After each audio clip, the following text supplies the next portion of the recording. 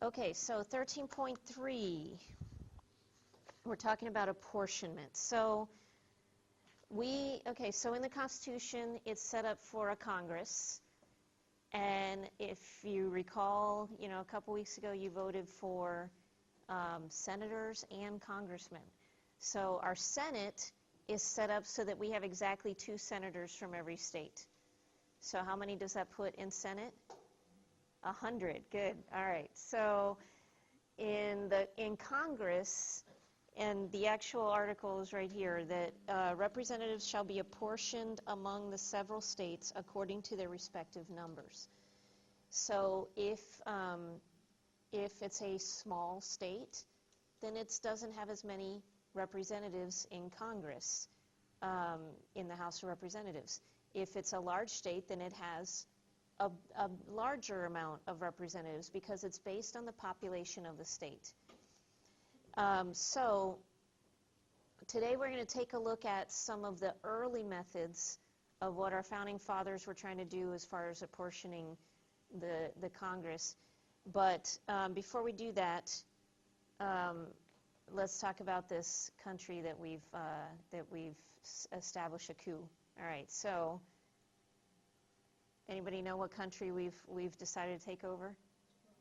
Australia. All right, so we are going to change it all. It is now ours. Anybody come up with a name for our country? The pi symbol. Okay. All right. All right. So we now live in pi. All right. Okay. So we have separated Australia into 4 states. And so we have 4 states that we need to name. So anybody want to give a name to the first one?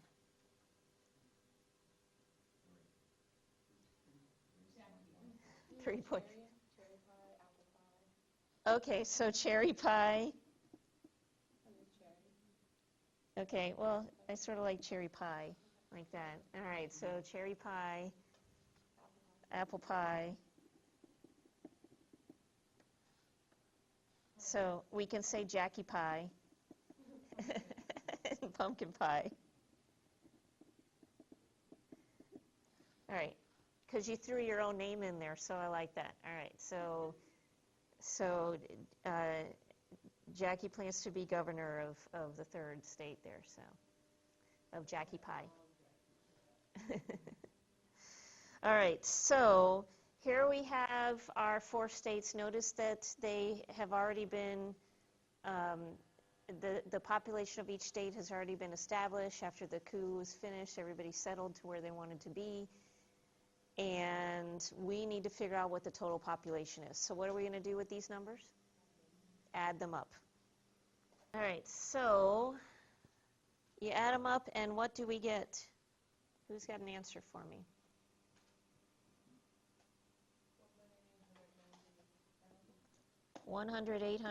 Sorry, 1,890,000. Oh, I would agree with this one. Okay, I would agree with 1,890,000. So, careful pressing buttons into your calculator. You can't always trust what it says, right? You got to double check it. All right, so notice that cherry pie is our smallest state, pumpkin pie is our largest, and we have our total population. According to the country's constitution that we just established, Congress will have 30 seats. But the question will be, how many will each state have? Okay, so 30, that's all we're going to have is 30 people in Congress. But not every state is going to get the same amount of representatives in there. It's going to be based on their population. So in order to figure this out, we have to come up with what we call the standard divisor. The standard divisor is found by dividing the total population under consideration by the number of items to be allocated. So the number of items to be allocated in this case would be the 30 seats in Congress. But when you're doing your homework, it might be stuff like you can use this for more than just apportioning Congress. You can do this as far as like having to do a schedule of employees. and how many employees do you have to allocate. It could be about money. How much money is there to allocate? So the number of items that there are to be allocated.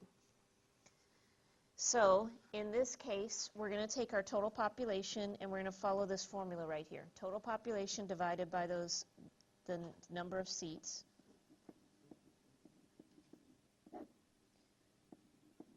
So we're going to divide by 30. And what do we get? Okay, 63,000. Does everybody agree with 63,000? Okay, good. All right, so the question is, what does that number actually mean? So we divided the total population by the 30 seats. We get 63,000. Anybody, can you look at the numbers and figure out, well, what does that mean as far as what we just did? Mm-hmm.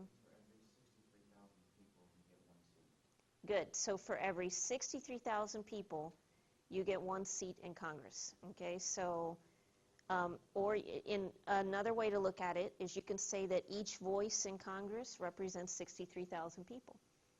Okay, so think about that one congressman is going to represent the needs of those 63,000 people. So that's what that means. That's what that number means. So now to get a standard quota. The standard quota for a particular group is found by dividing that group's population by the standard divisor. So we are going to get a standard quota for each of these 4 states. So we do this for each individual group. So starting with cherry pie. See, isn't it more fun for me to say cherry pie than just A? All right, so we got cherry. And what is the population of cherry pie? 383,000. And we are going to take that and we're now going to divide it by the standard divisor. Okay, so I'm going to call this SQ for standard quota. So 383,000 divided by 63,000. Now before you even put this into your calculator, think about the numbers that we have listed here. Do you notice that these numbers end in a lot of zeros? Right, you can just cancel out 1 0 from top to bottom with each of them. That's a lot less to type into your calculator. So typing in 383 divided by 63, and let's round to 2 decimal places. Okay, so 6.0, and it was 7 what? 7.9. So if we round to 2 decimal places, it would be 6.08. Okay. So now I want you to do the same thing for each of the other 3 states.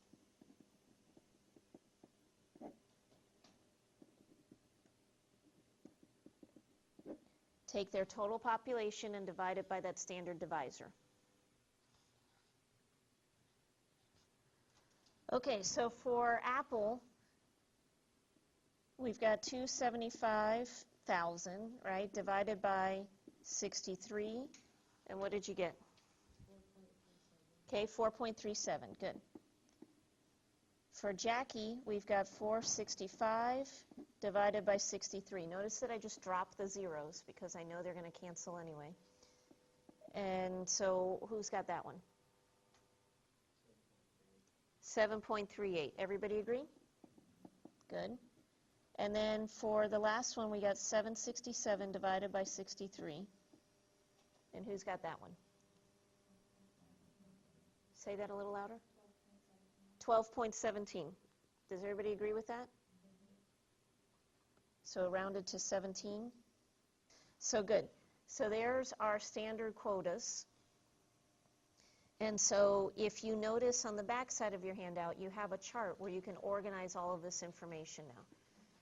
So flipping over to the back, so we have this table. And so state A was cherry pie, and then apple pie, Jackie pie, and pumpkin pie. And now notice that it says population in thousands. So this means that we want to write it without the last 3 zeros, because it's assuming that you would multiply that by 1,000 to get the population. So for the first one, we would just write the 383 here. Okay, that's what the population is in thousands, because we're taking into consideration those 3 zeros. So then we would write 275, 465, 767. And what would we write for the total if it's represented in thousands? 1,890. Good. So you just drop the last 3 zeros, and that's your total population in thousands. Okay, so the standard quota is what we just found for each of them. So for the first one, we had 6.08, then 4.37, then 7.38, and 12.17. Go ahead and add those 4 numbers up and see what you get. Okay, add the 4 decimal values that we got: 6.08, 4.37, 7.38, and 12.17. Okay, what do you get when you add them up? 30. Okay, it adds up to exactly 30. How about that? So if we wanted exactly 30 representatives in Congress, and we wanted them to represent exactly 63,000 people, well, Cherry Pie would get 6.08 representatives in Congress then. Is it possible to vote for 6.08 representatives? No. Okay, so we have a dilemma because we can't give 6.08, so we got to figure out what are we going to give. Are we going to give less than this or more than this, and so on. And so we have what we call the lower quota. The lower quota is the standard quota rounded down to the nearest whole number. Okay, so if I round this down to the nearest whole number, it would just be a 6. 4.37 rounded down would be 4. Okay, 7.38 would be 7, and 12.17 would be 12. You round down, and you just get those whole numbers that are in front of each decimal value. So now go ahead and add these up and see what you get. 29. Okay, so if we gave everybody the lower amount, then we'd only have 29 people in Congress, and we'd have to figure out, well, what do we do with that extra one, right? And so, okay, well then let's see what would happen then if we got the upper quota. So let's round up. So you take each of these values and you round up to the next whole number. So 6.808 rounded up is 7, yep. 4.37 rounded up, 5. 7.38 rounded up, 8. And 12.17 rounded up, 13. Okay, so now go ahead and add up those values. And what do you get? 33. So if we went ahead and rounded up and gave each state the rounded up answer, well, then we'd have too many people. Okay, we'd have 3 people that would have to stand up the whole time, right? Because we only have 30 seats in Congress. Okay, not literally, but anyway, just to give you that visual in there. So this was a problem. They had to figure out, well, how are we going to do this fairly in order to represent our country and that each state would get the right voice in there. And so the apportionment problem is to determine the method of rounding standard quotas into whole numbers so that the sum of the numbers matches the number of allocated items. Okay, so the quota rule is that a group's apportionment should either be the upper quota or the lower quota. All right, so they wanted to meet that rule. They wanted to say, okay, if we can't give them exactly what it comes out to, we want to make sure that that state either gets the lower number or the upper number, that it shouldn't deviate any more than that.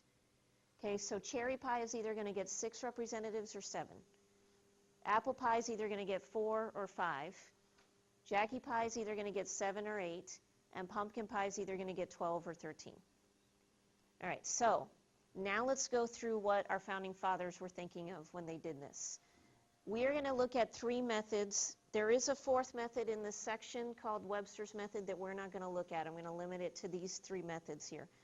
So Hamilton, Jefferson, and Adams method. So first looking at Hamilton's method right here.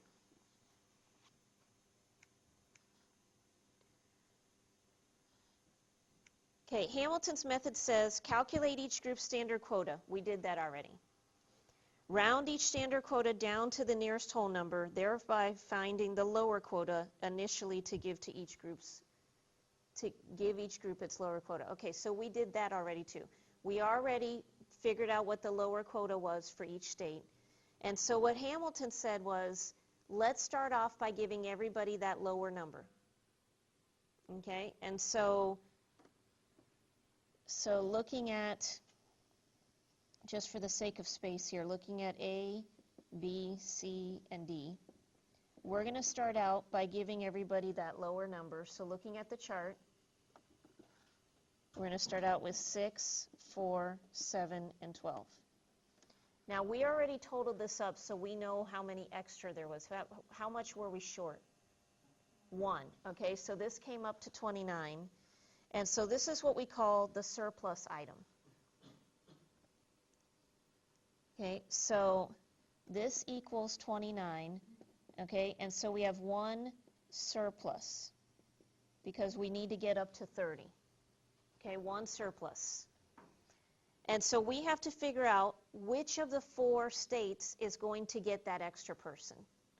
And so the way that Hamilton determined it is that you look at the largest decimal part. So let's go back to our chart. Looking at the standard quota, ignore the whole number and look at just the decimal value. So for cherry pie, it was a 0.88. Okay, for apple pie, the decimal value is 37. For Jackie pie, the decimal value is 38. And for pumpkin pie, the decimal value is 17. So of those 4, which one has the highest decimal value? Jackie pie does, okay? So I just love saying that. I could say that over and over again. Okay, so this is the largest decimal portion. So that state is going to get the extra 1. So we add 1 to their lower quota, and they end up with 8. So we have 6, 4, 8, and 12, which then will add up to 30. So that was Hamilton's idea. Let's give the extra 1 to the state that had the highest decimal portion from their standard quota. Now let's say that we had 2 extras. Okay, and let's say that when we added all the lower quotas, it came up to 28. And we had 2 extras, because you're going to have some homework problems where you have more than 1 surplus. Well, after you give away that extra 1 to 38, then you go to the next highest decimal value. And so the next highest one would have been apple pie at 37, and then they get that extra 1. Okay, so you give them out one at a time. Okay, all those extra items, you give them out one at a time to the largest decimal portions until you run out of surplus items. You shouldn't have more surplus than the number of groups that you have, because that just means you didn't divide right. Okay, so like at most there should be 3 surplus items, right? Because if there were 4 surplus items, we could give each of them 1 extra, and that would take care of it. All right, so again, you can check your math on that. All right, so according to Hamilton's method, this is how it breaks down.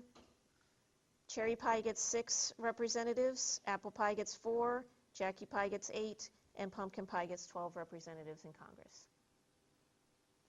So now we're going to move on to Jefferson's. But you know what? Before we do that, I skipped something. Okay, your lower quota and your upper quota. So we rounded down for the lower quota. We rounded up for the upper quota.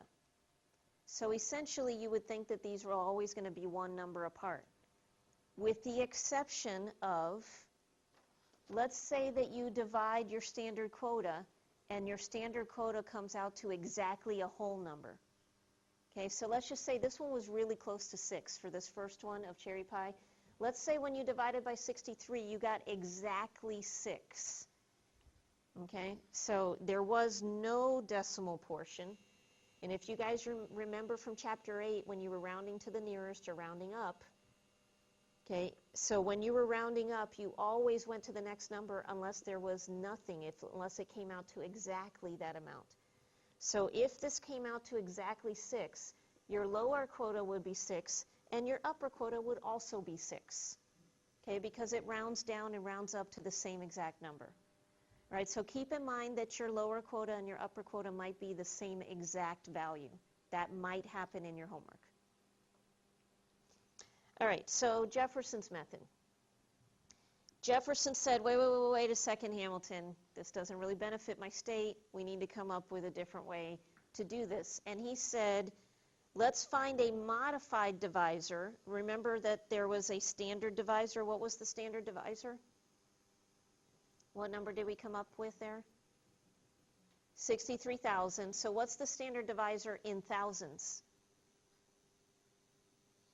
63, okay? So what if we came up with a modified divisor? Instead of using 63, let's come up with a different number that when we that's close to 63, that when we divide each of our populations by this new modified divisor, it will automatically round down to values that will add up to 30. Okay, so let's come up with a different divisor that it will just work out. Okay, so notice, so we use modified lower quotas. Now, the problem with this method is that there's no specific number to choose from. You just have to sort of figure out what's going to work out, and it might take a little bit of trial and error. Now, some of the problems will say, use this modified divisor. They will save you the time, and they'll say, use this amount, and just use that, and then figure out what your new numbers are. All right, so again, right now the standard divisor in thousands equals 63. And he wants to use the lower quotas. In order for these lower quotas to add up to 30, do these values have to go down or do they have to go up? Up. They need to go up. Now, this is a little bit of a brain bender here. If you want values to be a little larger, should you divide by something that is smaller or larger? Smaller. Good. If you divide by a smaller number, then these numbers will get larger, right? Because you want to multiply it, right? You're going to divide it by something. So make a note that this little d, okay, the modified divisor, little d, is a value smaller than the standard divisor, than the SD. All right, so right now, our standard divisor is 63. This is where you just sort of take a guess. What's a number lower than 63 that you want to redo this? You're basically redoing this chart. You're dividing all these populations by a new value. Does somebody want to just take a shot? What's the number? 60? Okay. So let's try. So I'm going to rewrite these values. We've got 383. 275, 465, and 767. And we're now going to try a little d of 60. So go ahead and divide each of these values now by 60 instead of the 63 that we used originally. All right, so raise your hand if you can give me what your new values are rounded to 2 decimal places. 6.38,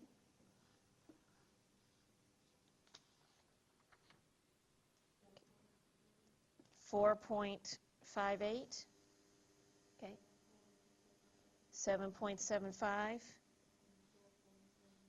12.78. Okay, everybody get the same values for that one, for 60?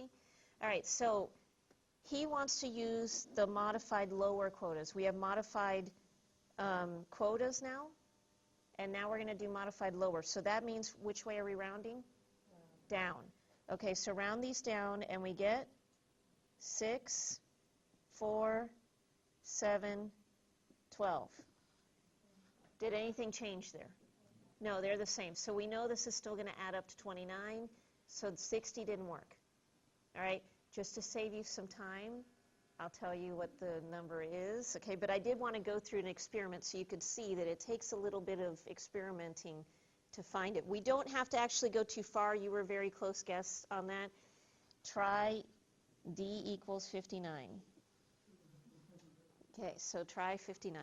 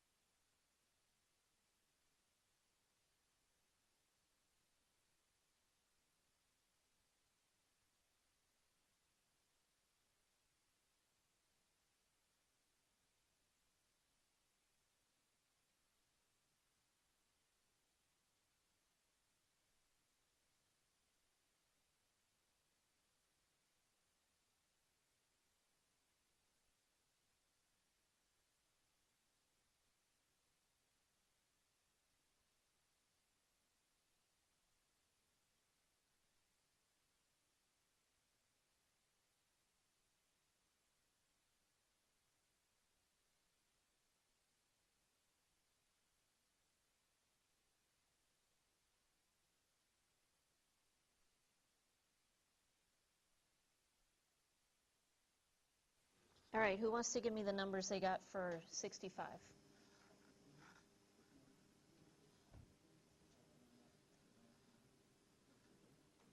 So I need values rounded to 2 decimal places. 5.89,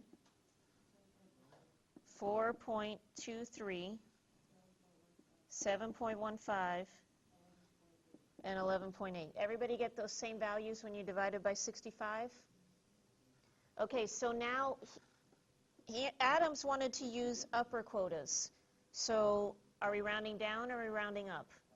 Up. So 5.81 rounded up gives us 6. 4.23 rounded up to the nearest whole number? 5.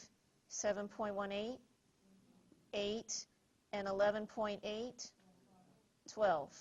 Okay, add those up.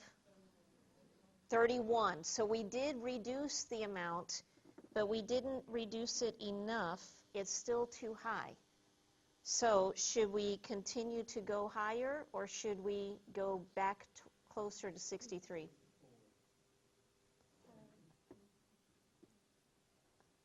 All right, so being that we're still above what we wanted, you still want to go up, right? Go beyond 65. We did not go high enough because this number's still too big. Okay, and again, to save you time, 67. Well, I know 67 does it. 68 might do it as well. Did you, that, I know 67 will work out, so go ahead and divide by 67. Like I said, there could be more than one number that actually gets your goal.